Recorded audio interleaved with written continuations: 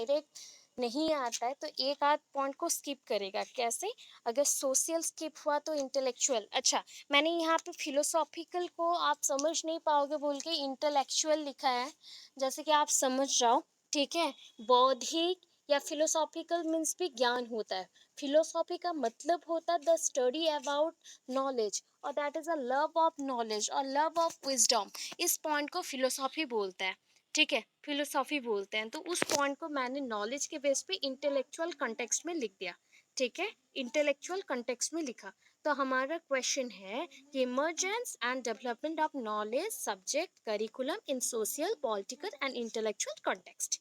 ठीक है, ये क्वेश्चन है। जो येलो येलो पार्ट है ना वो सारे हेडिंग्स है, समझने के लिए बोल रही हूँ। ठीक है, अभी देखो कितना हैंडराइटिंग मैंने इसमें छोटा कर दिया। हर बार आप लोग देखते हो कि इसका जो लेटर साइज रहता है वो बहुत ही बड़ा रहता है, आप लोगों को दिखता है बहुत ज़्यादा। यहाँ पे मैंने इस बार छोटा कर दिया बिकॉज बहुत सारा पॉइंट्स था एंड हम लोग मतलब अरेंज नहीं कर पा रही थी इतना ज़्यादा, सो इस वजह से छोटा छोटा है। ठीक है, इस वजह से ये टोटल हो गया 5 पेज का आई थिंक। 1 2 3 4 5, ये 5 पेज का हो गया। अदरवाइज इसको अगर हम स्पेसिंग एंड ये दे देते तो और ज़्यादा होता। तो आप लोग कॉपी में जब लिखोगे ये 8 पेज से ज़्यादा ही होगा। ठीक है, 8 पेज से ज़्यादा होगा। तो फर्स्ट देखो इंट्रोडक्शन में क्या मेंशन है। यहाँ पे डायरेक्ट क्वेश्चन में मैंने मेंशन किया क्योंकि ये जैसा क्वेश्चन है ये हिस्ट्री बेस्ड है। याद रखो, ये हिस्ट्री बेस्ड क्वेश्चन है। ठीक है, बिकॉज यहाँ पे पूछा गया कि आपका जो विषय है या पाठ्यचर्चा है मतलब करिकुलम है, ये सब कहाँ से आए हैं, कैसे डिराइव्ड हुए हैं, कैसे इसका उद्भावन हुआ है, उद्भव हुआ है। तो उस पॉइंट को समझाने के लिए ये हिस्ट्री जैसा है, starting from the ancient period and अभी तक का टू मॉडर्न पीरियड। मतलब हम लोग to ancient period to modern period, जो एक पीरियड चल रहा है उस पीरियड में कैसे कैसे सब्जेक्ट्स और डिसिप्लिन्स आए हैं उसको बता रहे हैं। अच्छा, डिसिप्लिन मीन्स क्या है? What do you mean by discipline? Previous class में मैंने बताया। हिंदी में क्या बोलते हैं? हिंदी बच्चों, शांति श्रृंखला, अनुशासन कहाँ गया रे? अनुशासन, हाँ, ना, डिसिप्लिन है। डिसिप्लिन मीन्स अनुशासन, नॉट श्रृंखला। श्रृंखला मीन्स भी यही सेम है बट यहाँ पे हम श्रृंखला नहीं बोल सकते। ऐसे बोलूंगी मैथ श्रृंखला है क्या, गणित श्रृंखला हम लिंग बोल नहीं सकते। गणित एक अनुशासन है, गणित का ही एक अनुशासन रहता है, उसके रूल्स रेगुलेशंस होते हैं। साइंस का एक रूल्स रेगुलेशन, लैंग्वेज का एक रूल्स रेगुलेशन होता है। तो यहाँ पे ना डिफरेंट सब्जेक्ट्स का कैसे डेवलपमेंट हुआ एंड कैसा कैसा उसके पॉइंट ऑफ व्यू थे उसको हम समझा रहे हैं। ठीक है, आपके बुक में टोटल मैंने देखा था, हिंदी बुक को ही देखा था, तो ऑलमोस्ट उसमें आई थिंक 30 या 40 पेजेस मेंशन है एक टॉपिक का। ये जो 5 पेज अभी दिख रहा है ना, हिंदी बच्चे का अगर 40 है, इंग्लिश बच्चे आप लोगों का भी सेम ही है। 1.3 का आंसर देख लो कितने पेजेस का है आपको पता चल जाएगा। ठीक है, ऑलमोस्ट आई थिंक मैं जितना देखी हूँ 20 से अबव पेजेस का है।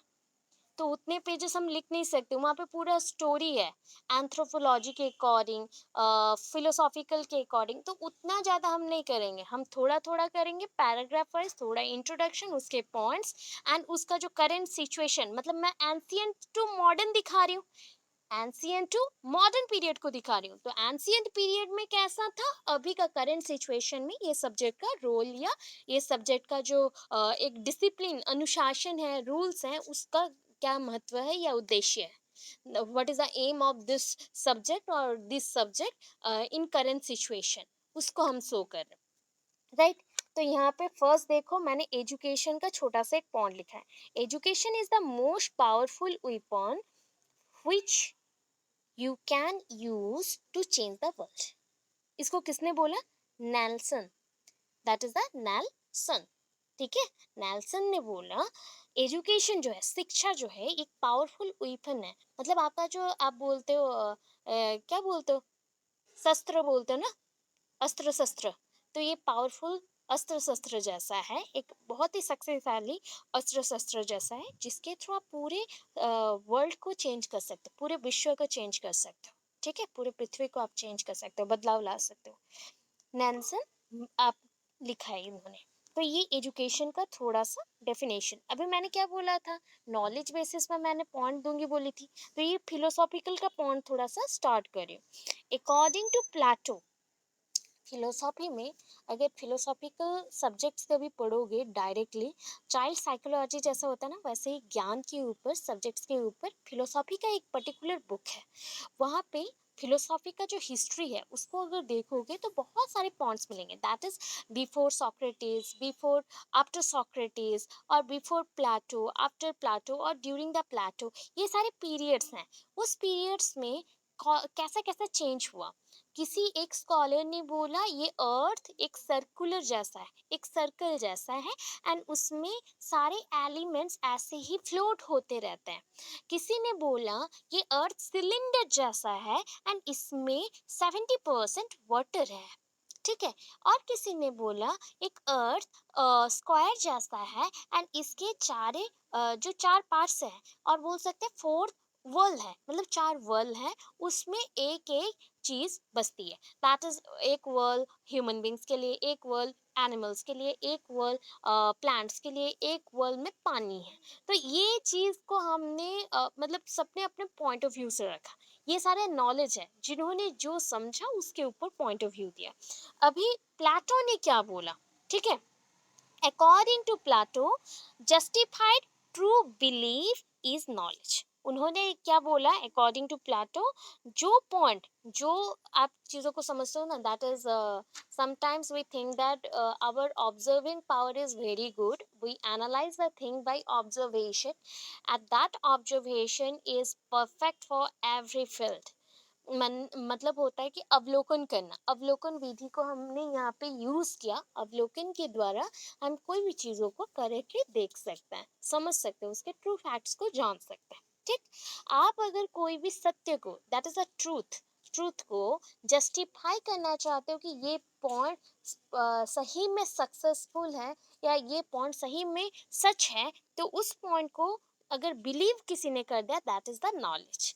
आप जिस चीज को देखते हो, मॉर्निंग में उठ गए, उठने के बाद आपने देखा बारिश हो रहा है, तो दैट इज द ट्रूथ। ये नॉलेज है आपका, ज्ञान ने आपको बताया कि हाँ आज बारिश हो रहा है, ये ट्रूथ है, ये सत्य है, सच है। वैसे ही आज कहीं पे जाने वाले हैं, अगर बाई चांस आप कोई रीजन से जा नहीं पाते, तो रीजन तो कुछ है ना, उस पॉइंट से क्या जाना, ये भी एक ट्रूथ है, बिकॉज ये सारे आप ऑब्जर्वेशन में डाल रहे हो, अवलोकन कर रहे हो। अवलोकन करने के बाद आपको पता चला कि इस पॉइंट से हम एक सत्य को ढूंढ रहे या फिर ट्रूथ को ढूंढ रहे, ठीक है। कोई भी ट्रूथ को जस्टिफाई कर रहे हो तो वो जस्टिफिकेशन जो पॉइंट्स आता है, that is the knowledge. Knowledge is a mix of framed experience, values, contextual informations and expert insight। देखो पॉइंट्स को मैं लेंदी नहीं करना चाहती, इसलिए छोटे छोटे पॉइंट्स, डिफिकल्ट वर्ड्स डाल के मुझे लिखना पड़ा। तो फर्स्ट थिंग, जो नॉलेज क्या है, नॉलेज एक ऐसा चीज है जहाँ पे आप एक, सपोज थिंक कर लो, एक बॉक्स जैसा आपके पास एक ढांचा है या फ्रेम है, ठीक है। एक बॉक्स में चार ऐसे चेम्बर्स हैं, रूम जैसा। फर्स्ट चेम्बर में आपने एक्सपीरियंस को डाला, सेकंड में आपने वैल्यू को डाला कि उस एक्सपीरियंस को कौन सा वैल्यू देना चाहिए। आप किसी को सच मान रहे हो तो that is that truth value, that is a truth value. आप इसको बोलते हो सत्यम शिवम सुंदरम, तो सत्यम क्या हुआ, जिस चीज में आप सत्यता ढूंढ रहे हो उसी चीज को अगर बिलीव कर दिए, उसी चीज को आप सुंदर मानते हो, दैट इज कॉल्ड सत्यम शिवम सुंदरम। ये एस्थेटिक वैल्यूज हैं, इंटेलेक्चुअल वैल्यूज हैं, आपका ज्ञान का एक दर्पण जैसा है, ठीक है। सो ये हो गया वैल्यूज। देन आया contextual information. Contextual that is text के विद इन जो इंफॉर्मेशन रहता है। अभी मैं पूरे लाइंस को पढ़ रही हूँ कि नहीं, इस लाइंस को पढ़ने के बाद इसमें भी कुछ ना कुछ इंफॉर्मेशन छुपा हुआ है, तो ये होता है contextual information. And lastly expert insight. Insight, site means देखना, किसी को ऑब्जर्व करना, किसी को देखना। आप अपने अंदरूनी, अंदरूनी जो आत्मा होते हैं, that is the soul. By using your soul you can see और यू कैन ऑब्जर्व एनीवन। आप किसी को अपने मन से देख रहे हो तो that is called expert insight. आप अंदर से एक्सपर्ट हो कि किसी चीज को बहुत अच्छे से एनालाइज कर सकते हो, ए टू जेड उसका अंदर कौन सा चीज छुपा हुआ है सब समझ सकते हो। ये चार पार्ट को मैंने डाल दिया एक फ्रेम में। जब एक फ्रेम कंप्लीट हो जाता है ये चार पार्ट से, तो वो क्या बन जाएगा, नॉलेज बन जाएगा। दैट इज ये क्या बन गया, नॉलेज बन गया। अच्छा स्किप हो गया। It is now known that it is now known that babies are beginning to learn even before they are born। ठीक है, आपने ये ऐसा लाइन कहीं पे सुना है कि अभी हम समझ सकते हैं कि हमें पता है कि बेबीज जो छोटे बच्चे होते हैं जन्म से पहले ही सीखना शुरू करते हैं। कौन से महाकाव्य, मैं इतना भी हिंट दे रही हूँ, कौन से महाकाव्य में ये आपने सुना है, एपिक महाकाव्य, महाभारत में कौन थे, पर्सन का नाम कौन था, कौन से पर्सन थे उनका नाम क्या? अभिमन्यु। सोचो, ये चीज है ज्ञान। हम लोग बोलते हैं ना कि आप जो भी करते हो, हम लोग फीमेल्स हैं, फीमेल्स के अंदर से ही ये चीज आती है ज्यादातर। अभी मेल्स बोलेंगे कि हमसे कोई कैरेक्टर नहीं जाता। अगर एक पर्सन अपने थ्रू आउट लाइफ में कभी भी झूठ नहीं बोलता तो वो जेनेटिकली है, वो जेनेटिकली है, आपके जीन में ही वो छुपा है, वो एक कैरेक्टर है। उस कैरेक्टर को आप जब किसी के साथ भी रिलेशन में आते हो, या जैसे हम लोग साइंटिफिक ये से जानते हैं, मैरिज हुआ बच्चे होंगे तो बच्चों में भी वही गुण जाएगा। ठीक है, अभी जब एक प्रेग्नेंट लेडी या फिर कंसीव करने के बाद एक लेडी अगर थ्रू आउट 9 महीने 10 महीने जो भी पीरियड वो समझते हैं कि हमें अगर साइंस के अकॉर्डिंग देखा जाए तो 10 महीने बोला जाता है, बट 10 महीने नहीं होते, 9 महीने कुछ दिन का होता है, 10 दिन ऐसा कुछ होता है। तो इस टाइम को अगर हम पकड़े तो इस टाइम पे बच्चा को अगर अच्छे अच्छे चीजों को सुनाया जाए, दैट मीन्स मदर ही खुद पढ़ेगी या मदर खुद सुनेंगी। तो अगर ऐसे सुनती हैं तो अच्छे ज्ञान बच्चों को मिलेगा। ठीक है, बर्थ से पहले से ही मिलना स्टार्ट करेगा, बर्थ तक भी नहीं जाना है, बर्थ से पहले से ही उसको अच्छा विचार अच्छा ज्ञान मिलना स्टार्ट करेगा। तो it is now known that babies are beginning to learn even before they are born। During the last 10 years, there has been an explosion in our knowledge of the ways in which the human development done। अगर आप पिछले 10 साल का history देख लो ना, human development का, जो मनुष्य जाति डेवलप हुए हैं, उद्भावन हुआ है उसका, कैसे हुआ है, क्या हुआ है। तो पहले हम लोग ये समझते थे कि उद्भावन हो गया, दैट इज द एडेप्टेशन की वजह से, जो एनवायरमेंट का फैक्टर्स है उसके वजह से हो गया। बट अभी बोला गया जो ज्ञान है, जो सारी चीजों में ज्ञान है, that is a living non living जितनी चीजें उसमें जो ज्ञान है उसको जोड़ो। उसको जोड़ने के बाद आपको पता चलेगा कि ये जो ह्यूमंस डेवलप हो रहे हैं ये इनक्रेडिबल है, इनक्रेडिबल है। ह्यूमंस डेवलप्ड होना कोई इजी चीज नहीं है। कोई भी एनिमल से अगर एनिमल्स का बच्चा आता है तो वो इजी चीज नहीं है। ठीक है, वो इनक्रेडिबल है, आपको समझ आएगा कि उसमें कितना ज्ञान छुपा हुआ है। There is increasing international recognition that science and technology intensive solution can significantly improve quality of life। So there is increasing international recognition। Points को जब डिफिकल्ट लगे तो तोड़ तोड़ के पढ़ो। ठीक है, so there is increasing international recognition. क्या मतलब, अभी रिकॉग्निशन मिल चुका है, लोग जानने लगे हैं इंटरनेशनल वे में।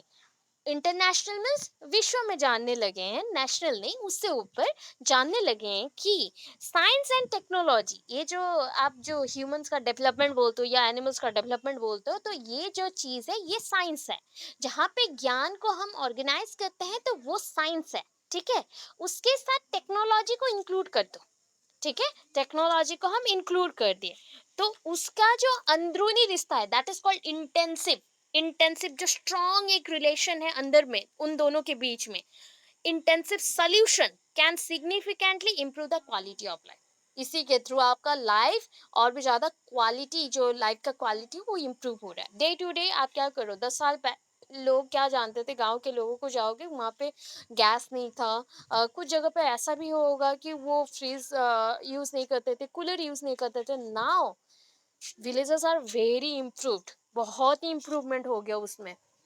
वहाँ पे भी अभी बहुत सारे जगह पे छोटे-छोटे विलेजेस में भी प्रोडक्शन हाउसेस बन रहे हैं, या फिर जस्ट लाइक स्टील प्लांट जैसा ना, डिफरेंट टाइप ऑफ प्लांट्स वहाँ पे बिठाया जा रहा है, उसको एक्सप्लोर किया जा रहा है, different type of online system, online businesses को सेटअप किया जा रहा है। देखो कितना सारा डेवलपमेंट हो गया अभी, ऑनलाइन सेटअप हो या कोई चीज़ में, मोबाइल फोन्स का importance and different type of instrument का इंपॉर्टेंस कितना बढ़ गया, उससे हमारा लाइफ का जो क्वालिटी है वो भी इंक्रीज किया। ये हो गया छोटा सा ज्ञान का, हमने एक दे दिया, इंफॉर्मेशन बता दिया, पूरा एक्सप्लेन कर दिया। आफ्टर दैट स्कूल सब्जेक्ट में जाएंगे, बिकॉज मुझे स्कूल सब्जेक्ट भी समझाना है, दैन मैं करिकुलम समझाऊंगी। इसलिए एजुकेशन का यहाँ पे थोड़ा सा ओनली मेंशन किया गया, ज़्यादा नहीं मेंशन किया गया, बाकी सबको हम एक्सप्लेन करें। School subject already last class में मैंने डिस्कस किया था। ये school subject is an area of learning with in the school curriculum. School curriculum के अंदर स्कूल सिलेबस होता है, दैट मीन्स सब्जेक्ट सिलेबस होता है, उसी के अकॉर्डिंग आपके सब्जेक्ट्स मेंशन होते हैं। That constitute an institutionally defined field of knowledge. आपका जो इंस्टीट्यूशंस है, जैसे कि आप लोग इंस्टीट्यूशन कौन सा है, आप लोग विनायक इंस्टीट्यूट में पढ़ रहे हो, बट आपका यूनिवर्सिटी है कुरुक्षेत्र यूनिवर्सिटी, डिफरेंट कॉलेजेस में। तो यहाँ पे नॉलेज का जो इंफॉर्मेशन आपको मिल रहा है, नॉलेज या इंफॉर्मेशन मिल रहा है, वो कौन से बुक्स के थ्रू मिल रहा है, बीएड के बुक्स के थ्रू मिल रहा है। तो ये बुक्स के लिए पर्टिकुलर एक सिलेबस होता है, एंड ये सिलेबस कैसे बनता है, by both the help of societal expectations and the activity of teaching and the activity of teaching। मतलब टीचर्स क्या है, टीचिंग का जो एक्टिविटीज है, मेथड्स क्या है, उसके साथ जो सोसाइटल एक्सपेक्टेशंस हैं उसको हमने जोड़ लिया। ठीक है।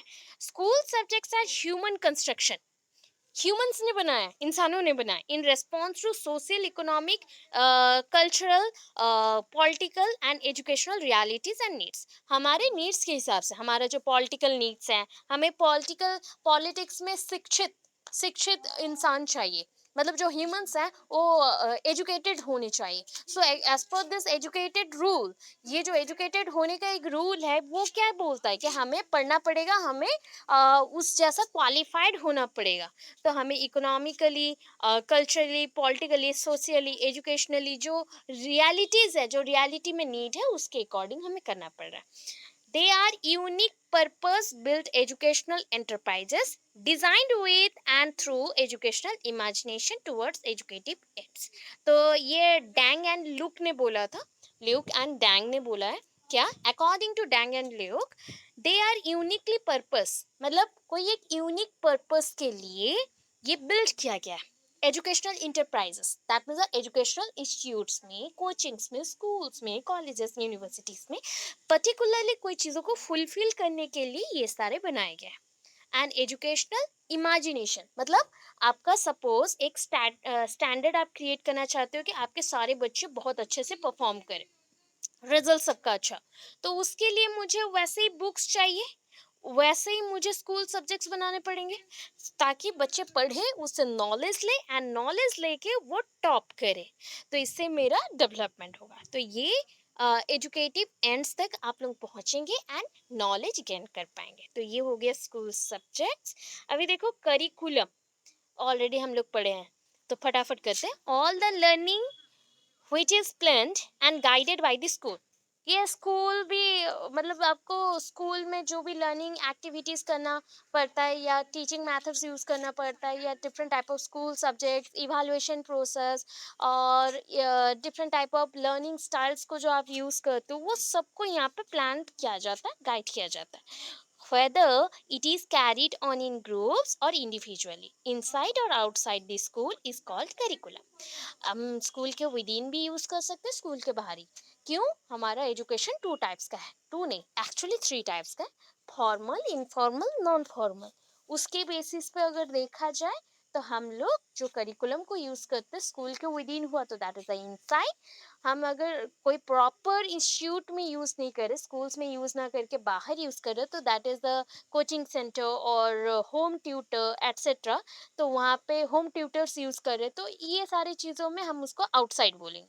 तो करिकुलम कहीं भी यूज़ हो सकता है, बट बेसिक एक पर्पस के लिए, कि उसके थ्रू हम लोग मैथड्स को भी यूज़ कर सकते हैं, टीचिंग दे सकते हैं, सब्जेक्ट्स को यूज़ कर सकते हैं, हम different type of evaluation techniques को भी यूज़ कर सकते हैं। तो ये होता है करिकुलम। अच्छा, curriculum development, that means curriculum का डेवलपमेंट आप लोग ऑलरेडी जानते हो कि curriculum development is defined as planned, purposeful, progressive, systematic process in order to create positive improvement in the education system. अगर आपको ज़्यादा समझना है तो आप इस लाइन को एक्सप्लेन करेंगे, अदरवाइज यहाँ तक इनफ है। ठीक है, एक लाइन सिंगल सिंगल लाइन में चलना। Curriculum development is defined as plan, progressive, purposeful and systematic process. इसके थ्रू क्या होगा, एजुकेशन सिस्टम में डेवलपमेंट ओनली पॉसिबल होगा। ये एक प्लान्ड है, प्लान्ड रिपोर्ट है या प्लान्ड बुक जैसा है, जिसमें इंफॉर्मेशन, रूल्स, रेगुलेशन लिखा गया है, उसको फॉलो करना है, एक पर्पस को फुलफिल करने के लिए, एक उद्देश्य को फुलफिल करने के लिए। प्रोग्रेसिव है क्योंकि ये हमेशा आपको आगे ले जाता है। सिस्टमैटिक प्रोसेस है, सिस्टम के हिसाब से चलता है। ऐसा नहीं है क्लास 1 का हम बच्चे को क्लास 2 का हम करिकुलम देंगे, क्लास 3 के बच्चे को क्लास 6 का करिकुलम देंगे, ऐसा नहीं है। इसका एक सिस्टम है, उसके थ्रू फॉलो करना है, उसी के थ्रू अपडेट भी करना है। Curriculum development has a broad scope, बहुत बड़ा स्कोप ये कैरी करता है। It is not only about the school, the learners and the teachers. ये ओनली स्कूल के बारे में नहीं बताता, लर्नर्स, टीचर्स, उसके बारे में भी बताता है, एंड प्लस सोसाइटी के डेवलपमेंट के लिए वर्क करता है, सोसाइटी के डेवलपमेंट के लिए वर्क करता है। Not only for schools, learners और teachers, but also perform various activities for the society. Ultimately हम सोसाइटी के लिए बच्चों को बिल्ड करना चाहते हैं। Emergence and development of knowledge subjects curriculum in social context. अभी हमने क्या बोला, हम इमर्जेंस और डेवलपमेंट ऑफ नॉलेज करिकुलम के माध्यम से, करिकुलम के यूज से हम इमर्जेंस करते हैं। क्या चीज़ का इमर्ज करेंगे, नॉलेज को इमर्ज करेंगे, सब्जेक्ट्स को इमर्ज करेंगे, एंड एक करिकुलम से वेरियस टाइप ऑफ करिकुलम को भी बनाया जा सकता है सोशल कंटेक्स्ट के अकॉर्डिंग, सोसाइटी के यूज के अकॉर्डिंग। देन नेक्स्ट आता है फोर्थ नंबर, देखो, in today's knowledge subject curriculum development plays very important role or the vital role in improving social, political, intellectual and the economy of the country।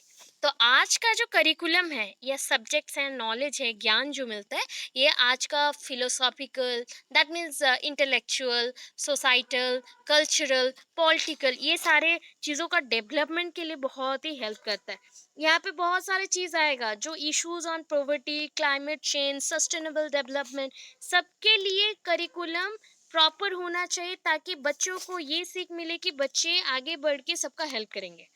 Fifth point पे आए, one of the most powerful means of propagating and sustaining new developments is the education system in a society। अगर मैं बोलूँ कि कोई एक vehicle जैसा कुछ हो जो कि मतलब अवेयर्ड है एंड चला सकता है किसी चीज़ को, जैसे होता है ना, कभी कभी आपका अगर ज्ञान संपूर्ण हो जाए, that is you have lot of knowledge, knowledge about any field, आपको किसी फील्ड के ऊपर बहुत सारा नॉलेज है, तो you think that you are very powerful, you are very energised, you are very confident, right?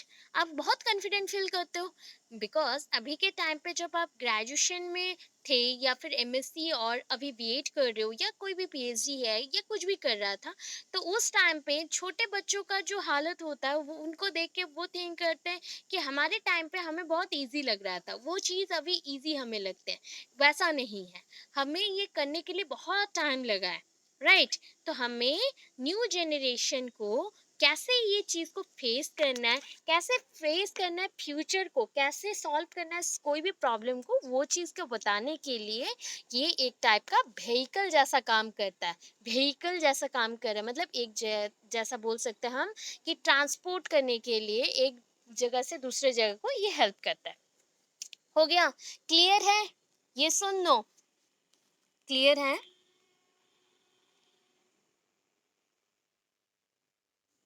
कौन सा पॉइंट? ये वाला पॉइंट तो देखो, वन ऑफ द मोस्ट, पूरा मत लिखना, पूरा लिखोगे आपको समझ नहीं आएगा। आप अगर, ये चीज होता है इसका मेन लाइन, ठीक है, इसको एक्सप्लेन करने के लिए इतना पॉइंट्स हमेशा मेंशन किया जाता है, आपके बुक में भी देखना, ठीक है। एक लाइन पहले रहता है, उसको फिर एक्सप्लेन करने के लिए चार पांच लाइन उसके साथ रहता है, ठीक है। One of the most powerful means of propagating, propagation means क्या है? One area to another area को मूव करना, that is called propagation. And sustaining new developments. अच्छा, हमने सस्टेनेबल डेवलपमेंट पढ़ा था ना, that is economically, socially, environmentally we are stable. मतलब हम लोग एक जगह में फिक्स्ड है, हमें पूरा एक एनवायरमेंट मिल रहा है पर्टिकुलर वाला, वहाँ पे कोई चेंजेस नहीं होगा, या फिर वहाँ पे चेंजेस होने से भी हम मैनेज कर सकते हैं, ऐसा चीज। तो हमारा जो करिकुलम है वो सोसाइटी के अकॉर्डिंग, सोसाइटी का जो न्यू डेवलपमेंट्स हो रहा है उसमें कैसे एडजस्ट होना है, या फिर कोई चीज़ों को प्रोपागेट करना है, या फिर खुद को ही आप मूव करना चाहते हो one area to another area, तो इसके लिए करिकुलम बहुत इम्पोर्टेंट है। तो करिकुलम आपको अपॉर्चुनिटीज देता है, फ्यूचर के लिए आपको बिल्ड करता है, आपको तैयार करता है। यंग जनरेशन्स को बहुत सारे अपॉर्चुनिटीज मिलते हैं करिकुलम के थ्रू, एंड उसके थ्रू बच्चों का जो एक लव है, एस्पिरेशन है फॉर अचीवमेंट, वो बढ़ता है। क्लियर है अभी? समझ आया?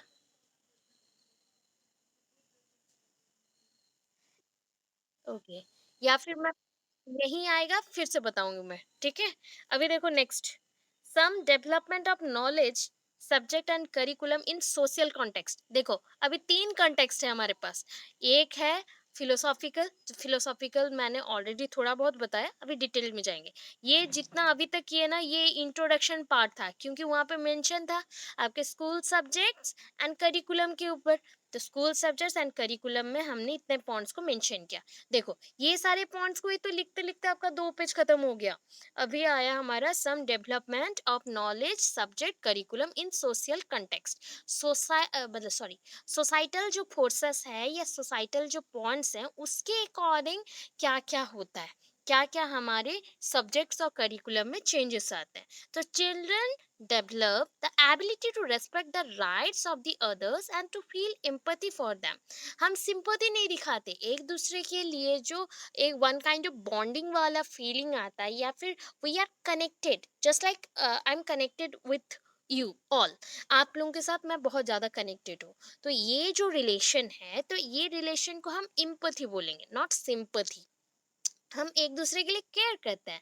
बट अगर कहीं पे जरूरत पड़ा या कुछ काम आया, तो हम क्या पूरा फैमिली मेंबर के जैसा रह सकते हैं? इतना डीपली नहीं रह सकते, हम एक दूसरे के लिए केयर करते हैं। तो ये that is called the empathy, not sympathy. Okay. Sympathy show करना, आपका बुरा वक्त है उसमें मैंने आपको सपोर्ट कम किया, बट सिंपैथी दिखाया, अरे हाय ऐसा हो गया, ऐसा नहीं बोलना है। ये होता है वन काइंड ऑफ, उसको हमने डिमोटिवेट और भी ज्यादा कर दिया, तो सिंपैथी नहीं दिखाना है। ऑलवेज बच्चे को, हाँ, सहानुभूति, सहानुभूति नहीं दिखाना है, ठीक है। Children develop the ability to respect rights of the others. आपके पास कितने राइट्स हैं? पढ़ के आए थे कंटेम्प्रेरी में, फर्स्ट यूनिट, सिक्स राइट्स हैं। ये जो 6 राइट्स हैं, बच्चों को इसके बारे में बताना है। सोसाइटी में जब रहते हो, तो बच्चों को ये इसके बारे में बताना है कि आप कभी भी दूसरों के राइट्स पे नहीं बोल सकते, या फिर कुछ गलत नहीं कर सकते, उनको रिस्पेक्ट दिखाना है, ठीक है।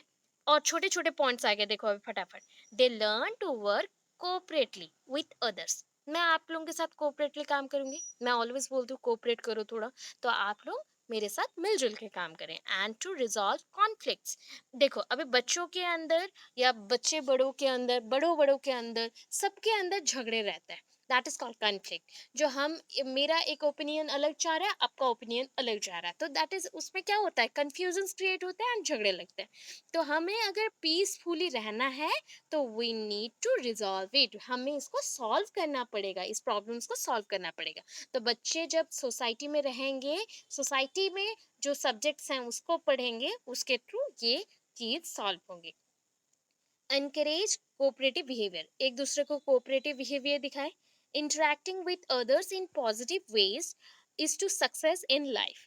अगर हम लोग पॉजिटिव वे से एक दूसरे को हेल्प करते हैं, एक दूसरे को सपोर्ट करते हैं, या फिर मैं पॉजिटिवली आपका बात सुनूं एंड आप मेरा पॉजिटिवली बात सुने, तो ये एक टाइप बोल सकते हो ना, आप जिसको भी अच्छे से बिहेव करते हो, वो पर्सन जो भी थिंक करे, बट आप अपने लाइफ में सक्सेस के जो स्टेप्स हैं उसमें एक कदम आगे आ गए। ठीक है, एक कदम आगे आ जाते हो आप। बिहेवियर इसलिए हमेशा अच्छा रखो, तो आपका सक्सेस जरूर होगा, कोई भी लाइन से हो। हम थिंक करते हैं कि पॉजिटिवली जो भी करो हमारे साथ हमेशा बुरा होता है, नहीं। आपका मे बी बिहेवियर में चेंजेस आ रहा हो, आपका मे बी जो एक टाइप का ग्रोथ है वो अच्छा हो रहा हो, तो ये पॉजिटिव बिहेवियर दिखाता है। हो गया। अभी देखो, role of knowledge school curriculum for social context are as follows. अभी जो ऊपर पॉइंट्स पढ़े थे इसी का ही पॉइंट है बट यहाँ पे स्पेलिंग थोड़ा सा हमारा रॉन्ग है, सम डेवलपमेंट था। ये रोल है, रोल का स्पेलिंग देखो रॉन्ग हुआ है कितना फटाफट लिखने की वजह से। ROLE, यहाँ करेक्शन प्लीज, यहाँ पे करेक्शन करे, स्क्रीनशॉट मार के रखो, यहाँ पे गलत हो गया है, टाइपिंग मिस्टेक है, ROLE होगा। Role of knowledge subject curriculum for social context are as follows. First thing, knowledge subject curriculum fulfil the needs of society. आपको ज्ञान मिल गया, आपको विषय पता है, जो भी सोसाइटी में जो एक टॉपिक में गॉसिप चल रहा है या फिर कोई भी काम चल रहा है, एक्टिविटी चल रहा है, कुछ भी उसके बारे में पता है। आपको पाठ्य चर्चा पता है, दैट मीन्स द करिकुलम के बारे में पता है। तो आपको क्या किस में हेल्प मिलेगा? तो ये आपको हेल्प करेगा सोसाइटी में जो नीड्स है उसको फुलफिल करने में।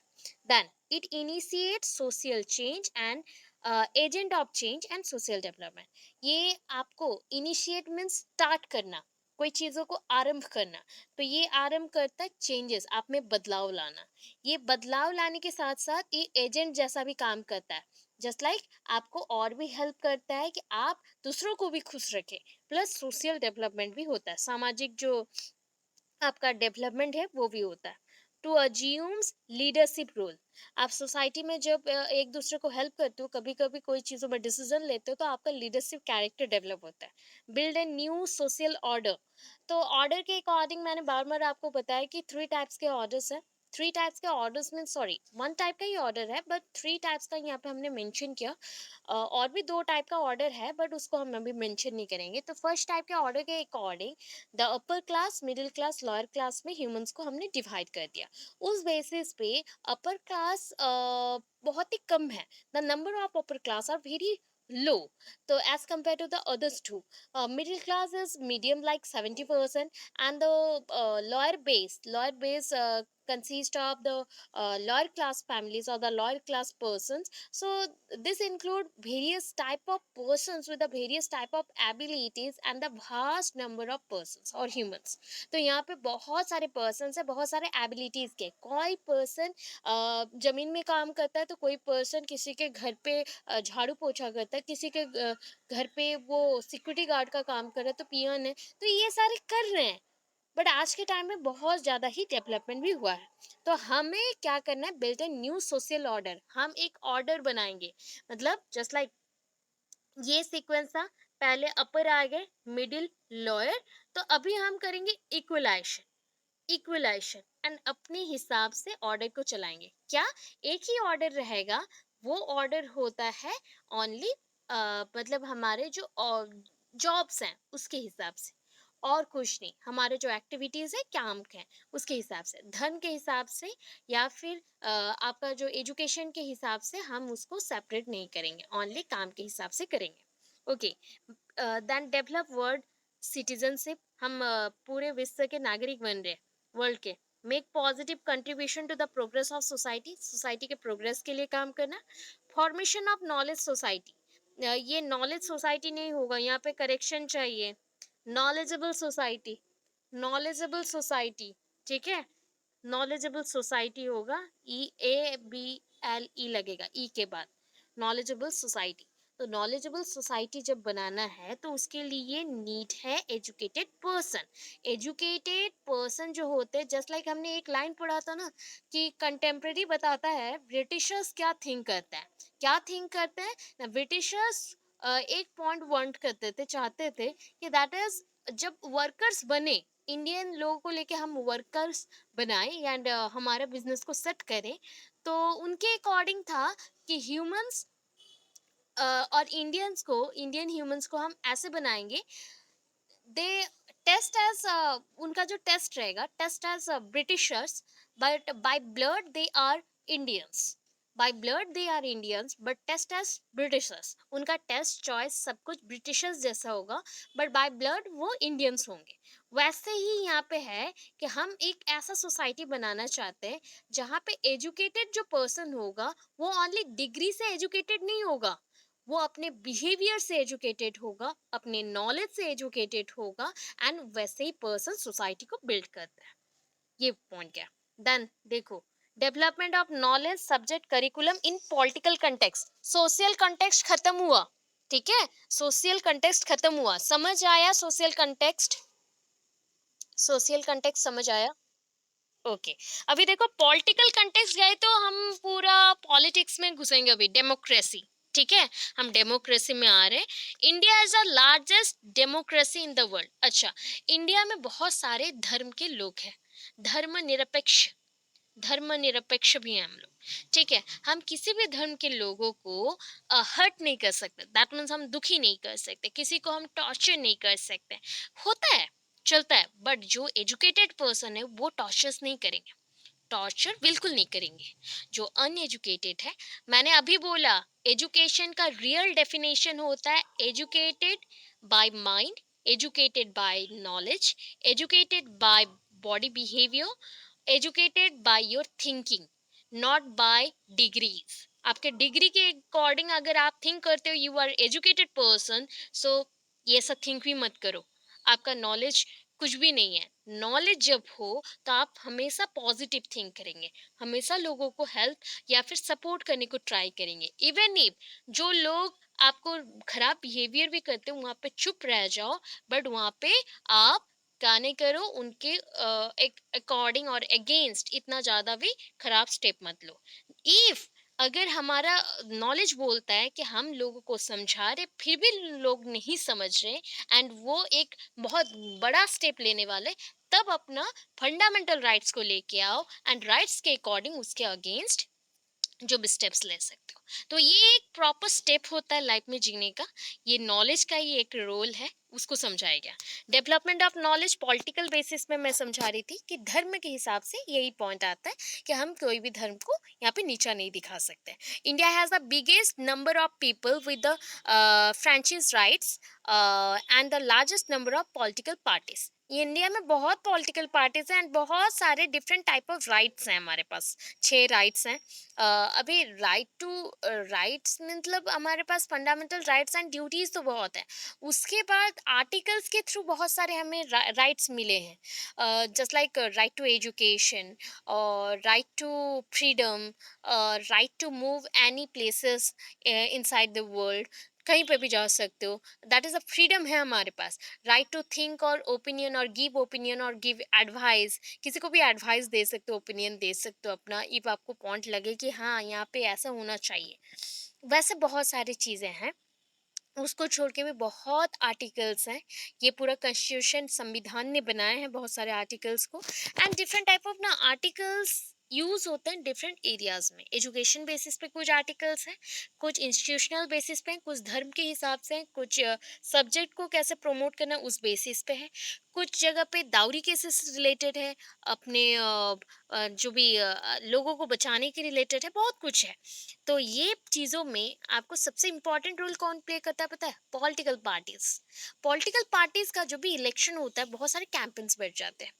ठीक है, कैंपेन बैठेंगे, इलेक्शन कैंपेन, उसमें बहुत सारे ऐसे नेताएं आ जाएंगे, एमएलए एमपी सब आ जाएंगे, ऐसे करते रहेंगे। सो ये जो कॉन्स्टिट्यूशन बना उसी का ही एक पार्ट है ये, एंड उसी के अकॉर्डिंग पार्लियामेंट्री जो थिंग्स हैं, एक्टिविटीज़ है और डेमोक्रेटिक रूल्स हैं उसको चलाने के लिए वी नीड वन प्रेसिडेंट, तो हमें चाहिए, एंड प्राइम मिनिस्टर भी चाहिए, so head of the government. तो ये persons president of India and जो भी is the head of the country and head of the government, दोनों पर्सन्स चाहिए हमें, prime minister and the president, दोनों चाहिए। एंड यही बताता है कि इसके अकॉर्डिंग क्या क्या एक्टिविटीज़ होना चाहिए। अभी देखो कौन सा एक्टिविटीज़ होना चाहिए, बिलीव इन डेमोक्रेसी, आप डेमोक्रेसी पे बिलीव करोगे। And training in democratic citizen, हम बोल सकते हैं ना सर्वभौम, मतलब सर्वधर्म समन्वय हम लोग करते हुए जाएंगे। और एक पॉइंट था वसुधैव कुटुंबकम, ठीक है।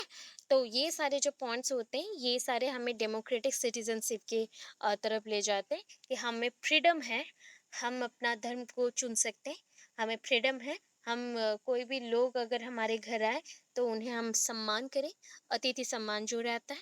हमें फ्रीडम है बोलने का, हमें फ्रीडम है पढ़ने का, हमें फ्रीडम है कहीं भी जाने का, तो हमें जीने का भी फ्रीडम है। तो ये सारे points for national integration and international understanding. तो यहाँ पे सिटीजनशिप के बाद ये लाइन दोनों कंबाइंड है, ठीक है, कंबाइंड है।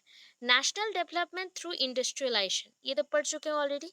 Increasing division of labour, use of management techniques and improve technology and expansion of service sectors। अगर इंडस्ट्रीज बढ़ जाता है, ठीक है, कल कारखाना जो बोलते हो आप लोग, ये बढ़ गए, ठीक है, प्लान्स बढ़ गए, तो क्या हो जाएगा, डिवीजन ऑफ लेबर हो जाएगा, काम को बांटना पड़ेगा। अभी काम को बांटने के लिए हर टाइप के लोगों को बुलाया जाएगा। ऐसा नहीं है कि ओनली लोअर कास्ट वाले करेंगे, अपर क्लास वाले नहीं करेंगे, सारे लोग करेंगे। एंड यूज मैनेजमेंट टेक्निक्स, हमें मैनेज करने के लिए भी एक एक हेड चाहिए। टेक्नोलॉजी को इम्प्रूव करना पड़ेगा। And expansion of the service sectors, जहाँ पे भी काम हो रहा है उसको हम सर्विस सेक्टर बोलते हैं, तो जितने सर्विस सेक्टर हैं उनको एक्सपांड करना पड़ेगा। Treating every individual with dignity and respect, आप जब रेस्पेक्ट कर रहे हो ना, तो लोगों को उसके सेक्स के अकॉर्डिंग रेस्पेक्ट मत दो। दैट इज फीमेल है उसको अलग रेस्पेक्ट, मेल है उसको अलग रेस्पेक्ट। जब आपके सामने एक आईपीएस ऑफिसर आ जाए तो आप रेस्पेक्ट कैसे देते हो, वो मे बी फीमेल हो मेल हो, आप रेस्पेक्ट एक अलग जैसा देते हो। देन घर पे आपके मम्मी पापा के अंदर आप ये जो रेस्पेक्ट का रिलेशन है ये इसको अलग अलग क्यों करते हो, ठीक है, समझ आया। तो आपको एवरी इंडिविजुअल को डिग्निटी एंड रेस्पेक्ट के साथ देखना चाहिए, उनका जो एक्चुअल वैल्यू है उसके अकॉर्डिंग रेस्पेक्ट दो उनको।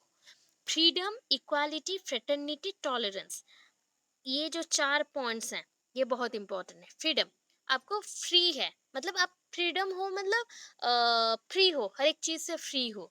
इक्वालिटी, आपको समानता दिया गया। फ्रेटर्निटी, आपको लॉ एंड रेगुलेशन और जस्टिस के अकॉर्डिंग भी इक्वालिटी मिल गई।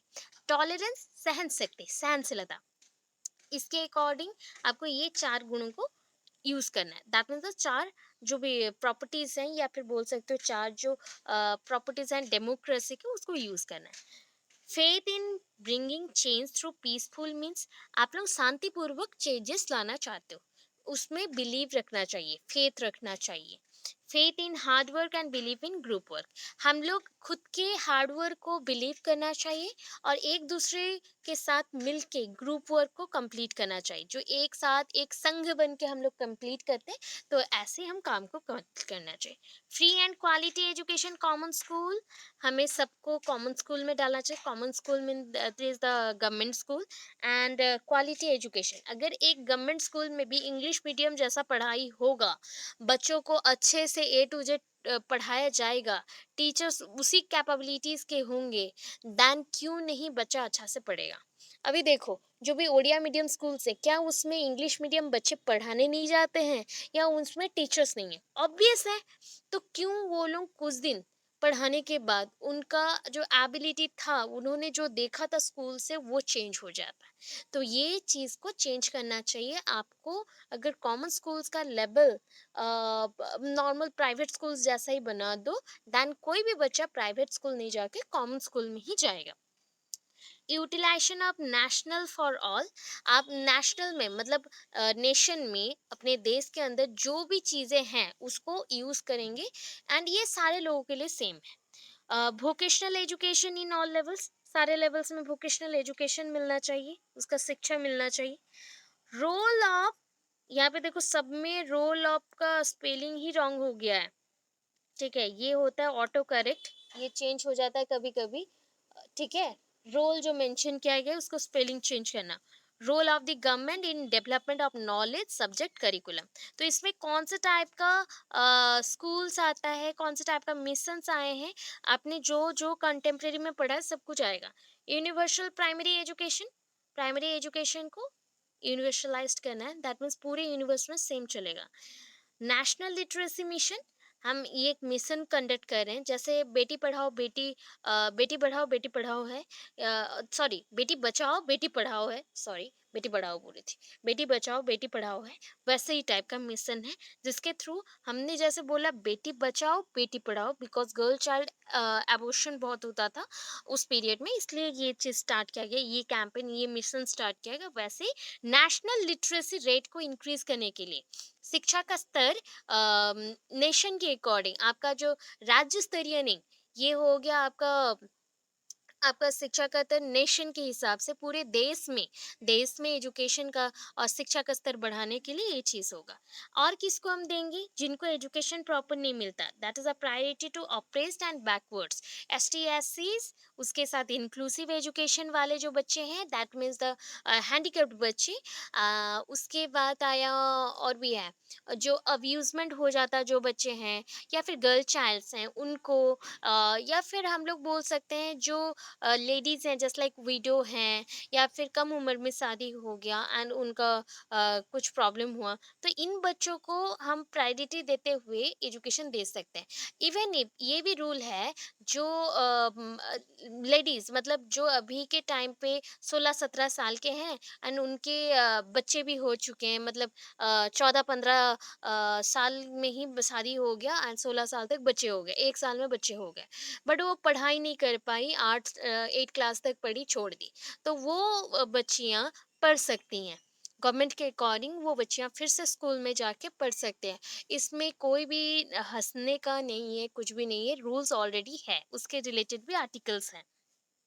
Special attention for girls education, अभी मैं समझा रही थी आपको, गिव बूस्ट टू, अभी स्पेशली ना गर्ल्स एजुकेशन, और क्यों चाहिए, बिकॉज बहुत सारे गर्ल्स को अपनी बॉडी रिलेटेड जो इश्यूज हैं, डिजीजेस होते हैं, बीमार होते हैं, उसके बारे में भी नहीं पता।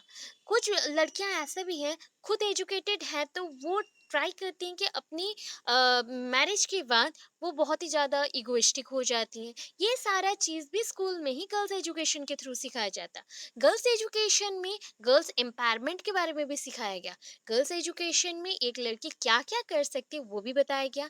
एक लड़की को अगर कोई लड़का कोई हैरेसमेंट करता है तो उससे वो कैसे बचे वो भी उसको सिखाया जाता है। दैट मीन्स कैरेटे सिखाया जा रहा है। तो ये सारे पॉइंट्स के अकॉर्डिंग अगर देखें तो गर्ल्स एजुकेशन भी इम्पोर्टेंट है। बट आज के टाइम पे हम ज़्यादातर नेशनल लिटरेसी मिशन को ही सपोर्ट कर रहे हैं, सारे लोगों को पढ़ा रहे हैं। ठीक है, give boost to joyful learning, हमेशा जो खुश रह के बच्चे अगर पढ़ेंगे तो बहुत ज़्यादा पढ़ते हैं, तो ऐसे एक्टिविटी बेस्ड लर्निंग और वोकेशनलाइजेशन को सपोर्ट करना चाहिए। Liberal grant of scholarship and educational loan, कोई बच्चा अगर बहुत हायर क्लासेस तक पढ़ना चाहता है तो उसके लिए एजुकेशनल लोन एंड स्कॉलरशिप देना चाहिए, उसके परफॉर्मेंस के अकॉर्डिंग उसमें छूट होना चाहिए। Aiming for excellence in education, education में और भी ज़्यादा एक्सीलेंस और अच्छा वर्क करना चाहिए। Way to develop knowledge subject curriculum in intellectual context, intellectual और ज्ञान के क्षेत्र के हिसाब से हमें और भी ज़्यादा डेवलपमेंट करना चाहिए नॉलेज सब्जेक्ट एंड करिकुलम में। गिव चिल्ड्रन चॉइसेस, बच्चों को चॉइसेस दो। एक केस बोलती हूँ छोटा सा, कल ही एक केस आया है जहाँ पे एक +2 की बच्ची सुइसाइड कर ली। ठीक है, मर चुकी है, सुसाइड कर ली, क्योंकि 2-3 रीजंस हैं कि वो अभी से आईएएस के लिए प्रिपरेशन ले रही है एंड उसको घर से फोर्स किया गया बहुत ज़्यादा। उसके पापा लेक्चरर हैं, फादर लेक्चरर हैं एंड मदर हाउसवाइफ है, एंड वो ट्राई कर रही हैं कि उनकी बेटी बहुत अच्छे से, मतलब दोनों पेरेंट्स ट्राई कर रहे हैं कि उनकी बेटी अच्छे से पढ़े और अच्छे से पढ़ के बड़े होके वो आईएएस करे, आईएएस के लिए प्रिपरेशन लेके वो पढ़े। बट उनको ये बताया गया, बच्चों को ये सिखाया उन्होंने कि उनको एजुकेशन में अगर 1-2 मार्क का कम हो जाता है तो इसमें कोई इशू नहीं है, एक फेल हुआ बच्चा भी आईपीएस ऑफिसर आईएएस ऑफिसर बनता है। आईपीएस आईएएस से भी बहुत ही ऊपर का लाइन भी है, बहुत कुछ है। तो उन्होंने फोर्स किया बच्चा को, फोर्स किया कि तुम्हारा 1 मार्क क्यों कम हो गया प्लस 2 में? 1-1 मार्क के लिए इतना सारा है, ठीक है? तो समझो कितना ज़्यादा हाई लेवल का प्रेशर था। उसके साथ उसके रूममेट्स ने, जो सीनियर्स थे, उन्होंने रैगिंग किया, सो दैट वो लड़की और कुछ नहीं बोली मदर को एंड सुसाइड कर ली। तो ये सारे केसेस बहुत हो रहे हैं आजकल के टाइम पे। तो सोचो, बच्चों को हमें चॉइसेस देना चाहिए। चॉइसेस देंगे तब बच्चे आगे बढ़ेंगे। मे बी बच्चा का मन ना हो आईएएस और आईपीएस करने का, वो क्यों पढ़े? उसे नॉर्मल प्लस टू करने के बाद कोई एक अच्छा काम करने का मन हो, या फिर कोई अलग लेवल में जाने का मन हो, अलग ऑप्शन में जाने का मन हो, तो उसको फ्रीडम रहना चाहिए। वो चॉइस खुद से करेंगे। अलाउ एंड एनकरेज क्रिएटिविटी, बच्चों के art, music, movement, dictation, retelling stories, creativity new और क्रिएटिंग न्यू वंस, एक स्टोरी को बनाना, एक स्टोरी को सुनाना, एक स्टोरी को बहुत अच्छे से ऑर्गेनाइज करना, ये सब चीज़ों में बच्चों को सपोर्ट करना चाहिए। बिल्ड लैंग्वेज स्किल, बच्चों के लैंग्वेज स्किल्स को बिल्ड करिए, डिफरेंट लैंग्वेज को सिखाओ। Provide science and experiments, introduce concept about the world to help make them sense of it. अभी बच्चों को साइंस के रिलेटेड, साइंस एंड लॉजिक के रिलेटेड भी पढ़ाना चाहिए। एक्सपेरिमेंट क्या है, एक्सपेरिमेंटेशन मेथड क्या है, उनको समझाइए। Make them to learn about the neighbourhood and the city through works and field trips. बच्चों को अगर साइंस के रिलेटेड समझाना चाहते हो तो उनको आसपास के कोई भी शहर में ले जाओ जहाँ पे म्यूजियम हो, या फिर जू हो, या कुछ साइंस रिलेटेड कुछ हो जहाँ से वो नॉलेज ले सके। Significant of development of knowledge subject curriculum in intellectual context. Development of problem solving skill, बच्चों का प्रॉब्लम सॉल्विंग स्किल को बढ़ाओ। कोई भी चीज़ों में अगर ऐसा सिचुएशन आ गया जहाँ पे प्रॉब्लम्स लग रहा है एंड वो सॉल्व नहीं कर पाए, तो उस चीज़ों को सॉल्व करने के लिए स्किल सिखाओ। वाइडन क्रिटिकल थिंकिंग को और ज़्यादा डीपली और बड़े आकार से उसको बताना है। इंक्रीज रैशनल थिंकिंग, आप जब रैशनल थिंकिंग में रहते हो ना, तो एक से ज़्यादा चीज़ों को आप थिंक कर सकते हो। इंक्रीज अवेयरनेस, बच्चों में अवेयरनेस क्रिएट करो। एक्सपांड लॉजिकल असेसमेंट, बच्चों को लॉजिकली थिंक करना सिखाओ। वो कैसे लॉजिकली इवैल्यूएट करते हैं, अपने परफॉर्मेंस को देते हैं, वो सिखाओ। Build sound mind in A sound body. But अभी मैंने जो कंसेप्ट बताया ना, एक मर्डर केस का बताया, मर्डर नहीं है, वन काइंड ऑफ ये सुसाइड केस है, बट ये मर्डर केस का भी एक लागू हो सकता है यहाँ पे, क्योंकि बहुत लोगों ने प्रोवोक कर दिया इस पॉइंट पे। तो सोचो, माइंड अगर डिस्टर्ब्ड हो तो उसके साथ बॉडी भी डिस्टर्ब होगा। आपका जब दिमाग खराब रहता है ना, आपका पूरा बॉडी ऑटोमेटिकली वर्क करना बंद करता है कुछ कुछ जगह पे। कुछ जगह पे ऑटोमेटिकली वो हाफ पार्ट वर्क करेगा, हाफ पार्ट नहीं करेगा। कुछ जगह पे आप भूल जाओगे चीज़ों को। ये सारी चीज़ें भी होते हैं।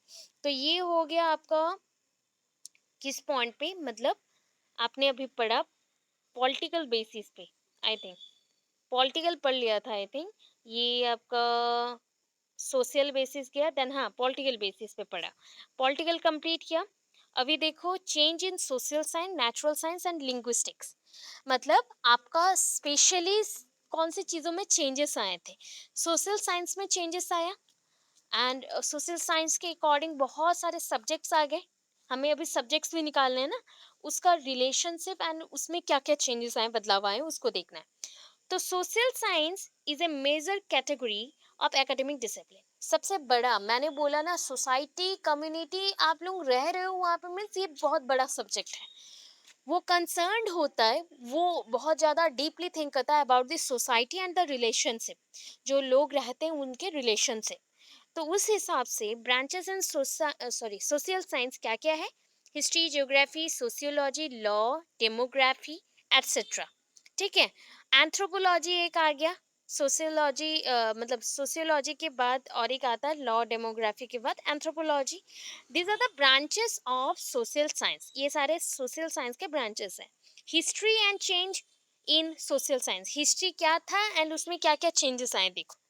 Social science begins in the age of enlightenment after 1650, मतलब जब उद्भावन हो रहा था, या फिर जब प्रसार प्रचार हो रहा था, उस एज में, दैट इज 1650 में सोशल साइंस स्टार्ट हुआ, आरंभ हुआ। Social science came fourth form that is fourth sorry came forth from the age of revolution. जब हम लोग बोल सकते हैं कैम्प फोर्थ फॉर्म मतलब यहाँ पे रिवोल्यूशन जब हो रहा था, जैसे होता है ना फ्रेंच रिवोल्यूशन, ब्रिटिश रिवोल्यूशन, ऐसा जब रिवोल्यूशंस हो रहा था उसके अंदर फोर्थ जब रिवोल्यूशन था, फोर्थ रिवोल्यूशन का जो पार्ट था वहां से ये डेवलप हुआ, such as industrial revolution and the French revolution. अभी मैंने वही चीज बोला। इन 18th century it was reflected by रोशो, रोशो, ठीक है।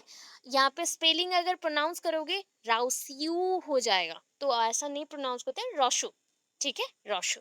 रोशो एक स्कॉलर है, सोशियोलॉजिस्ट है, ठीक है। In the 19th century the academic social science, academic means जो स्कूल में पढ़ा जाता है, जो social science were constituted the following 5 fields, मतलब ये 5 चीजों को उसने, 5 फील्ड्स को उसने डाला, law, education, health, economy, trade and art. Art भी आ गया अभी। 20th सेंचुरी में the development of social science became very quantitative in methodology. Methodology जो आप लोग यूज करते हैं, एक्सपेरिमेंटेशन करते हैं, मैथोडोलॉजी करते हैं, उसमें ये बहुत बड़ा एक रोल प्ले करना स्टार्ट कर दिया। Interdisciplinary and cross disciplinary nature of scientific inquiry into human behaviour. आपका जो क्रॉस डिसिप्लिनरी है मीन्स आपका एक सब्जेक्ट के ऊपर से आना, मतलब समझ ना, यू क्रॉस दिस लाइन, आप ये लाइन को क्रॉस कर लिए, दैट मीन्स आपने वो सब्जेक्ट पूरा डिटेल समझ के आया, ठीक है। इंटरडिसिप्लिनरी जो सब्जेक्ट्स के अंदर रिलेशनशिप है उसको, तो उस चीज़ों को हमने समझा कि साइंस जो आपका साइंटिफिक इंक्वायरी है वो ह्यूमंस के ऊपर होने लगे हैं और ह्यूमन के अंदर भी होने लगे हैं। In the 21st century, history, geography, sociology, law, demography are the social science and anthropology. They foster social justice. अभी का जो जितने भी साइंस के पार्ट्स हैं, मतलब सोशल साइंस के पार्ट्स हैं, वो क्यों है? क्योंकि वो बढ़ावा देते सोशल जस्टिस को, इक्वालिटी को, इम्पैथी को, and to think critically, decide judiciously, मतलब जो लॉ के अकॉर्डिंग सोचे, जुडिशियली लॉ के अकॉर्डिंग जो सोचता है, committed, you are committed to uh, behave like a citizen of your country, आपके कंट्री का आप सिटीजन हो, आप एक आदर्श आइडियल सिटीजन हो, तो उसके हिसाब से आपको ये सारे वर्क करना है। Current situation in the social science, अभी का सिचुएशन क्या है? अभी का सिचुएशन है it focuses on contemporary matters. ये प्रीवियस जो हिस्ट्री है उसको बहुत ज़्यादा फॉलो करता है। It gave more importance to social awareness, ये सोशल अवेयरनेस को भी सपोर्ट करता है। It paying attention to the ethical concern, जो एथिक्स हैं, हमारे रूल्स हैं, पहले से जो धार्मिक बातें आ गई हैं उसमें जो नियम है, जो हम मानना चाहते हैं, तो उसको बहुत अटेंशन देता है। It give more importance to peace building, शांति पूर्वक जो चीज़ों को हम बिल्ड कर सकते हैं सहज हिसाब से, तो उसको बिल्ड करने के लिए ये इम्पोर्टेंस दे रहा है। It concerns the sustainable development, कैसे हम बैलेंस्ड लाइफ में आए, कैसे एक साथ हम ग्रो करें सब कोई, उसके ऊपर।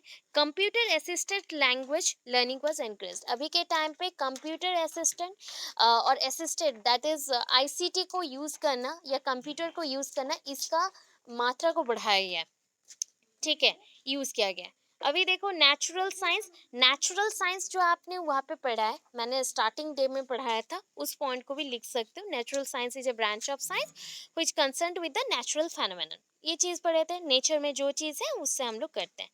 ये होता है कि पूरी यूनिवर्स के बातों को आप अरेंज कर रहे हो, ठीक है। Peoples observed and built up knowledge about the behaviour of animals, useful of plants, food, medicine and which was pass down from generation to generation. अभी देखो हमारे पेरेंट्स जो खाना खाते थे हम भी सेम खा रहे हैं, तो ये जनरेशन आफ्टर जनरेशन चल रहा है। ये सारे थॉट्स हैं, वैसे मैंने खाने के ऊपर दिया, आप लोग थॉट्स बोल सकते हो, ज्ञान बोल सकते हो, सब्जेक्ट्स बोल सकते हो, हमारा लाइफस्टाइल बोल सकते हो, सब कुछ ऐसे ही एक के बाद एक आता है। इसमें एस्ट्रोनॉमी, मैथमेटिक्स, फिजिक्स और फिजिकल वर्ल्ड में जो चीज़ें हैं सब आता है, ठीक है। जिसमें क्या क्या है? Physics, chemistry, botany, zoology, branches of natural science. Changes in natural science, इसको आप शॉर्टली थोड़ा लिखना, ज़्यादा नहीं है, मतलब आप 12th एंड 13th सेंचुरीज में क्या हुआ उसको आप डायरेक्टली ऐसे करेंगे, 12th एंड 13th सेंचुरी क्या हुआ? Natural science also covered plant, animals and celestial bodies, बस सेलेस्टियल बॉडीज मीन्स यूनिवर्स में जो बॉडीज है उसको ये कैरी करता है, इतना लिखेंगे छोटा सा। अगर मैं 15th सेंचुरी में आती हूँ, 14th का नहीं है। सो प्रिंटिंग प्रेस का इन्वेंशन हो गया, प्रिंटिंग प्रेस। आप जो प्रिंट करते हो बुक्स यहाँ पे बिल्ड होता है, या बुक्स को कंस्ट्रक्ट किया जाता है, बनाया जाता है, छापा जाता है, उसके लिए ये हो गया। यहाँ पे माइक्रोस्कोप भी आ गया इस टाइम पे, टेलीस्कोप। टेलीस्कोप के थ्रू आप जो स्टार्स है, मून से, उसको देखते हो, तो वो सब भी डेवलप होने लगे। हो गया। ये क्रिस्टोफर पीरियड था। Christopher Columbus discovery of a new world change the perception about the physical makeup of the world. तो कोलंबस ने जब पूरे वर्ल्ड को मतलब दिखाया, शो किया, उद्भावन किया कि ऐसा है, तब फिजिकल जो चीजें थे, मैटर्स थे, वो सारे चेंज हो गए, उसके व्यू पॉइंट्स चेंज हो गए, देखने का जो नजरिया था बदल गया। Scientific societies and scientific journals emerged. इस टाइम से सोसाइटीज, साइंटिफिक सोसाइटीज मतलब लॉजिकली थिंग्स को सोचना या अरेंज करना, साइंटिफिक जर्नल्स को पब्लिश करना, ये सब आ गया। एंड ये साइंटिफिक रिवॉल्यूशन था। ये साइंटिफिक रिवॉल्यूशन था, विप्लव था। हम विज्ञान में विप्लव लेके आए। एंड ये चीज कब हुआ? 17, 18 एंड 19 सेंचुरी में। 20th सेंचुरी में क्या हुआ? मैकेनिक्स आ गए, मतलब आपका जो भी इलेक्ट्रॉनिक का सामान, मैकेनिक्स, मैकेनिज्म यूज करके जो निकलते हैं, उद्भावन होते हैं, इन्वेंशन। एंड 21st सेंचुरी में natural science are more commonly divided into life science as botany, zoology, physical science which includes physics, chemistry, geology, astronomy and metal science. Current situation में क्या है अभी इसका हाल?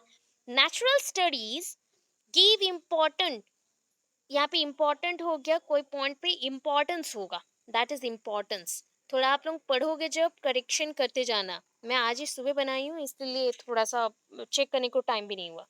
Natural studies give importance to environment.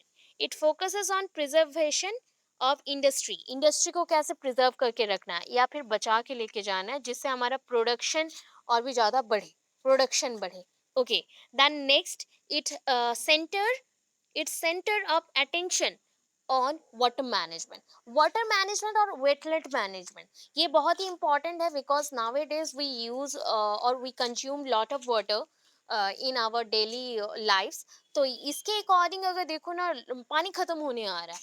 पानी का अगर खत्म हो गया तो हमारे नेक्स्ट जनरेशन को क्या मिलेगा? इसलिए उसको मतलब वाटर मैनेजमेंट करना बहुत जरूरी है। It focuses on awareness of ecosystem. Ecosystem को भी बचाना बहुत इंपॉर्टेंट है। इकोसिस्टम क्या होता है? That is the interaction between non living things with the living things. मतलब हमारे साथ जो आसपास का एनवायरनमेंट है, जो चीजें हैं जो नॉन लिविंग है, जिसको हम यूज करते हैं, तो उसको हम इकोसिस्टम बोलते हैं। इसमें हमारा एनर्जी उनको जाता है, उनका एनर्जी हमारे पास आता है, ये साइक्लिक वे में चलता है, इसको इकोसिस्टम बोल रहे हैं। The emerging trend is occupational biology. अभी का जो सब्जेक्ट एक न्यूली आने वाला है, that is called occupational biology. ये ऑक्यूपेशनल है, मीन्स इससे आपका ऑक्यूपेशन बढ़ेगा, आपका अर्निंग बढ़ेगा, ऐसा biology. Computer assisted language learning was encouraged. मतलब अभी कंप्यूटर सीखना ही पड़ेगा, बाउंड हो गया। उसके थ्रू जो लैंग्वेज है, कंप्यूटर लैंग्वेज, उसको सीखो, तब जाके आप डिफरेंट चीज़ों के साथ लिंक कर सकते हो। Last thing is the linguistic. अभी लैंग्वेज आएगा। Linguistics is the scientific study of language. ये लैंग्वेज स्टडी को हम बोलते हैं। ठीक है, ये जो पार्ट मैंने दिया है, लैंग्वेज का भी रोल बहुत ज़्यादा है। एंड इसको बहुत अच्छे से करोगे, सीटेट, ओटेट, ओस्टेट सब में काम आएगा। ये जो यहाँ पे 6 पॉइंट्स है ना एक तो मिलेगा ही मिलेगा। ठीक है, उसके अकॉर्डिंग। अच्छा, इतना समझ आया? मैं तब से बोल रही थी, आपको पूछी नहीं। समझ आ रहा है कुछ कुछ? ओके, चलो समझ आ रहा है, ये अच्छा बात है। ठीक, चलो अभी देखो, लिंग्विस्टिक्स क्या होता है? That means the language, the study about language. और दैट इज साइंटिफिक स्टडी बोला गया। साइंटिफिक स्टडी हमने क्यों बोला? क्योंकि लैंग्वेज को जब अरेंज करते हो ना, तो वर्ड्स आता है, वर्ड्स को अरेंज करते हो तो उसमें, सॉरी, फर्स्ट ऑफ ऑल हम अल्फाबेट्स को अरेंज करेंगे, so that we get language. Language का मतलब वर्ड्स मिलेगा। अभी वर्ड्स को अरेंज करोगे तो वी गेट सेंटेंसेस। अभी सेंटेंसेस को अच्छे से अरेंज करके विथ मीनिंग करोगे, तो हमें एक प्रॉपर रिजल्ट मिलेगा कि हमने कोई लैंग्वेज बोला, उसका एक मीनिंगफुल थॉट है। तो उसके हिसाब से देखो, यहाँ पे कुछ कुछ इंपॉर्टेंट वर्ड्स मैंने मेंशन किए हैं। फर्स्ट ऑफ ऑल इसको बड़ा कर लेते हैं, अब इसके अकॉर्डिंग समझते हैं। Phonetics, phonetics mean the study of speech, the study of speech sounds in their physical aspects, just like A and E, ये दोनों एक साथ अगर है तो ए प्रोनाउंस होता है, वैसे ही आएगा ना। अगर कोई, अगर आप पूछो कि अ क्या है, ए क्या है, द क्या है, दी क्या है, सबका यूज डिफरेंट प्लेसेस में होता है। अभी बोलो टी एच ई दी होता है, टी एच ई द भी होता है। अभी दोनों का यूजेस मगर डिफरेंट सेंटेंसेस में होता है। एक स्टार्टिंग पॉइंट में अगर रहे तो हम कुछ अलग बोलते हैं, अगर बीच में रहे तो अलग बोलते हैं। उसके हिसाब से अ एंड ए भी वैसा ही है। तो इस हिसाब से देखो तो हर एक जो अल्फाबेट्स है उसका यूजेस डिफरेंट डिफरेंट होता है। ठीक है, उसका यूजेस डिफरेंट डिफरेंट होता है। ओके, देन ये फोनेटिक्स हो गया, ये स्पीच के according, the study of speech sounds. Any question?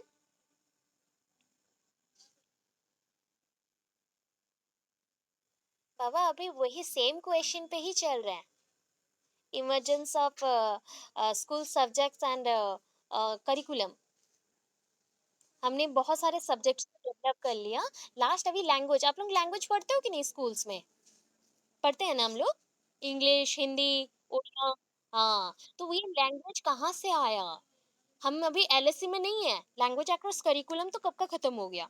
ये लिंग्विस्टिक इसमें लास्ट में थोड़ा सा ऐड किया गया कि बिफोर इंडिपेंडेंस कैसा लैंग्वेज था, बिफोर आफ्टर इंडिपेंडेंस कैसा लैंग्वेज आया, उसमें क्या क्या चेंज आया, उसके भी ब्रांचेस हैं। संस्कृत से उद्भावन हुआ तो कितने सारे लैंग्वेज आ गए, इन्वेंशन हुआ उसके बाद, तो वो सब देख रहे हैं। तो ये फोनेटिक्स है, ये study about speech, speech sounds, different जो वर्ड्स होते हैं, अल्फाबेट्स होते हैं और सिलेबल्स बोल सकते हो उसके साउंड। फोनोलॉजी, फोनोलॉजी फोनेटिक्स थोड़ा सा अलग है। ठीक है, ये फिजिकल एस्पेक्ट में देखा, मतलब आपने एक सब्जेक्ट को, सब्जेक्ट बोल रही हूँ, अल्फाबेट्स को ऐसे अरेंजमेंट करते हुए देखा, डबल ए है तो उसको कैसे प्रोनाउंस करेंगे, एंड कॉग्निटिव नॉलेज के हिसाब से कैसे प्रोनाउंस करेंगे। ठीक है, नॉलेज के हिसाब से कैसे प्रोनाउंस करेंगे, मे बी सेम दिखता हो बट उसका प्रोनाउंसिएशन अलग अलग हो सकता है। फोनोलॉजी इसीलिए कॉग्निटिव बेस्ड पे होता है तो उसका साउंड अलग आता है। फिजिकल एस्पेक्ट मतलब आप फिजिकली देख रहे हो कोई चीजों को कि यहाँ पे ए बी है, तो उसको कैसे अरेंज करेंगे, हो गया, उसको कैसे बोलेंगे। मॉर्फोलॉजी, ये होता है word, the study of the formation of words, words को फॉर्म करो तो उसका एक स्ट्रक्चर बनेगा, वर्ड्स का स्ट्रक्चर बनेगा, तो दैट इज कॉल्ड मॉर्फोलॉजी। आपका जैसे बॉडी है ना, बॉडी को जब टच करते हो तो दैट इज अ मॉर्फोलॉजी, उसको जब समझते हो क्या क्या है। अगर बॉडी के इनसाइड चले जाओ तो वो एनाटॉमी होता है। अभी देखो सिंटैक्स, सिंटैक्स, तो ये होता है the study of the formation of sentences. Words आए, मॉर्फोलॉजी, सिंटैक्स, वर्ड्स को मर्ज कर दो सेंटेंस बनेंगे, the study of the formation of sentences. Semantics क्या होता है? Semantics the study of meaning, words के मीनिंग, सेंटेंसेस के मीनिंग, एटसेट्रा। देखो last one, pragmatics, pragmatics, pragmatics, the study of language, language, that is pragmatics, pragmatics. Okay, अभी देखो India's linguistic, that means India's language बोल सकते हो, India का जो भाषा है उसके ऊपर। Linguistic before independence, linguistic after independence. ठीक है, इतने में खत्म हो जाएगा, फटाफट कर लेते हैं एंड एंड कर देंगे अभी। India's linguistic, cultural, ethnic, religious diversity is very strong. हम अभी इंडिया के बारे में थोड़ा बोल रहे हैं कि इंडिया में भाषागत जो विभिन्नताएं हैं, कल्चर हिसाब से, कला संस्कृति के हिसाब से, रिलीजियस धर्म के हिसाब से बहुत सारी विभिन्नताएं हैं। ये बहुत ही स्ट्रांग है एंड बहुत ही फैला हुआ भी है। ठीक है, हेट्रोजेनिटी, हेट्रोजेनिटी, हेट्रो मीन्स अलग अलग, होमो मीन्स सेम। ठीक है, हेट्रोजेनिटी मीन्स हम कल्चर के हिसाब से, हम धर्म के हिसाब से, हम लैंग्वेज के हिसाब से सब अलग अलग है। ठीक है, हेट्रोजेनिटी। एंड मल्टीलिंगुअलिज्म अभी पढ़ के आए थे, it not a recent product, ये अभी का प्रोडक्ट नहीं है, अभी का कोई भी बात नहीं है, ये बहुत पुराना है। मल्टीलिंगुअलिज्म आप लोग पढ़े हो, बहुभाषिका, जो लोग बहुभाषिका होते हैं मल्टीलिंगुअल्स, मल्टीलिंगुअलिज्म बहुभाषिकता और बहुभाषी, बहुभाषी, ठीक है। तो सबसे इंपॉर्टेंट जब आर्यंस थे, आर्यंस आप लोग जानते हो आर्यंस कौन थे, तो आर्यंस थे, तो तब के टाइम पे कौन सी लैंग्वेज आ गई, संस्कृत, संस्कृत आ गया, Sanskrit, Sanskrit. There after many came, उससे बहुत ज्यादा लैंग्वेजेस आए।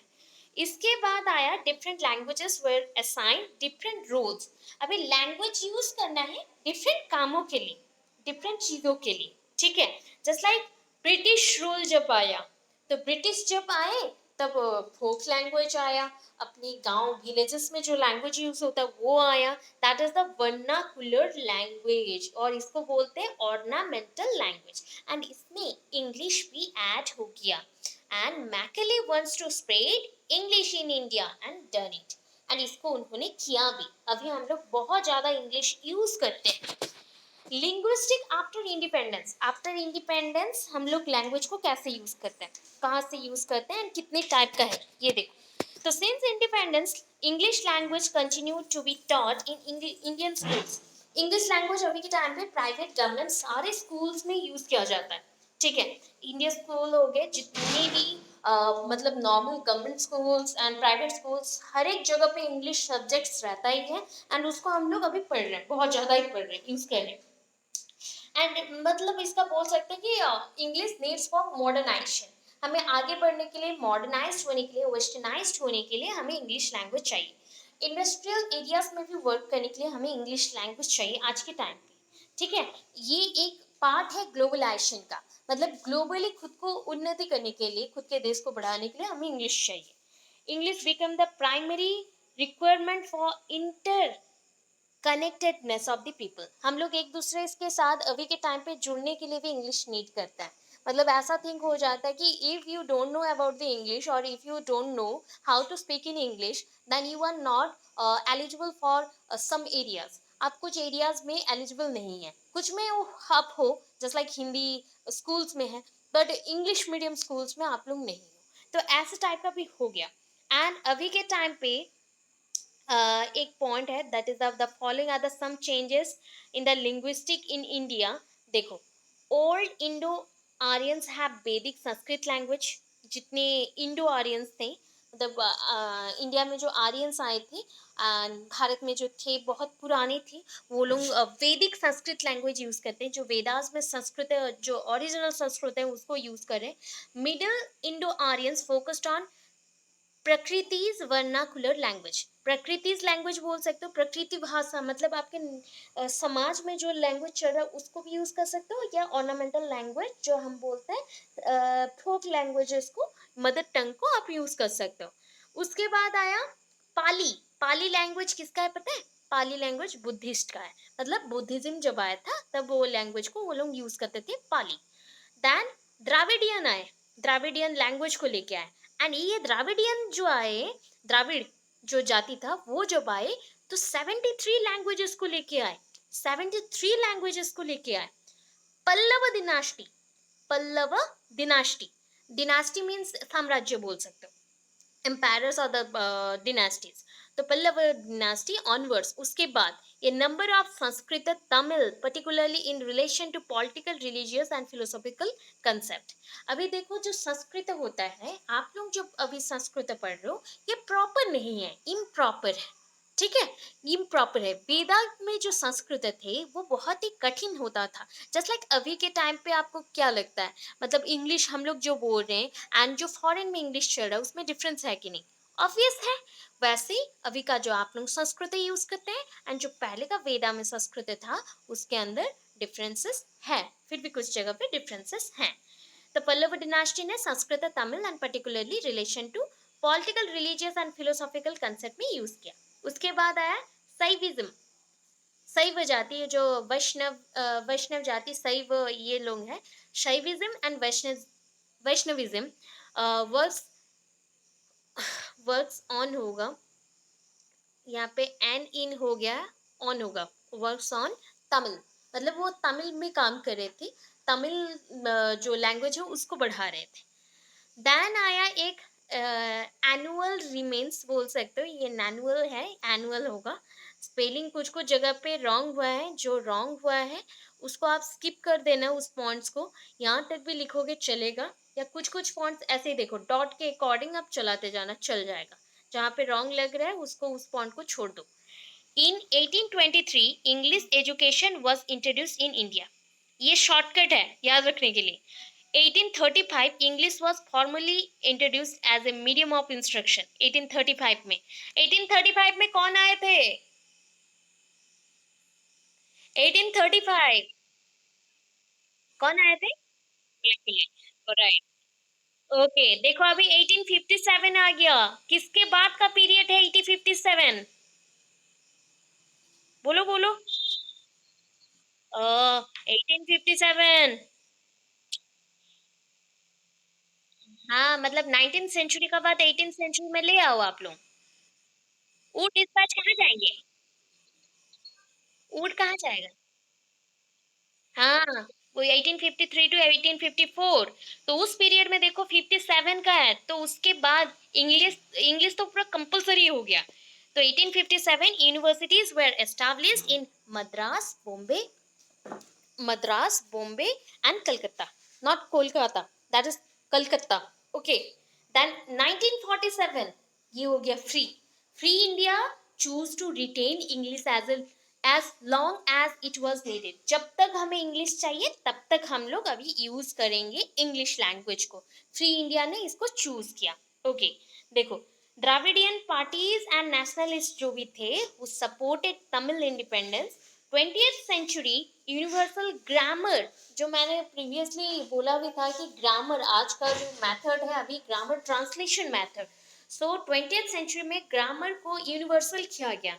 एंड उसके बाद द यूनिवर्सिटी एजुकेशन कमीशन, देखो यूईसी अभी आया, headed by Sarvepalli Radhakrishnan in 1950 to 51 एक रिपोर्ट बनाए। The English language has been one of the potent factor, potential, इसमें इंग्लिश लैंग्वेज में एक एनर्जी है।